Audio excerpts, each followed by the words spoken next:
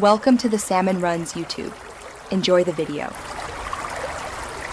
You start now by cutting power at the breaker and applying lockout-tagout, safety first.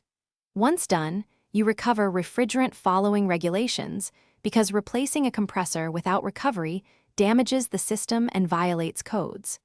Make sure to document pressures and refrigerant amounts so the new compressor matches system charge.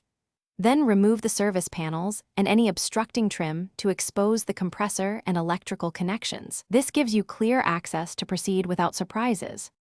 You now disconnect electrical leads, labeling each wire so reassembly is foolproof.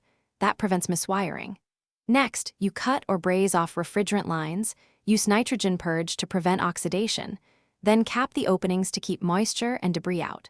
Once lines are clear, mount the replacement compressor, torquing mounting bolts to spec so vibration won't loosen them. Then reconnect the electrical wiring exactly as labeled and reinstall the contactor. Accurate connections ensure the compressor will start and run correctly. You evacuate the system to 500 microns and hold a standing vacuum to verify the system is leak-free, because any moisture ruins the compressor. Once vacuum integrity is confirmed, you charge refrigerant to manufacturer specifications and restore the correct oil level and filter dryer. Proper charge and oil protect longevity. Then run the unit while monitoring amperage, high/low pressures, and temperature split.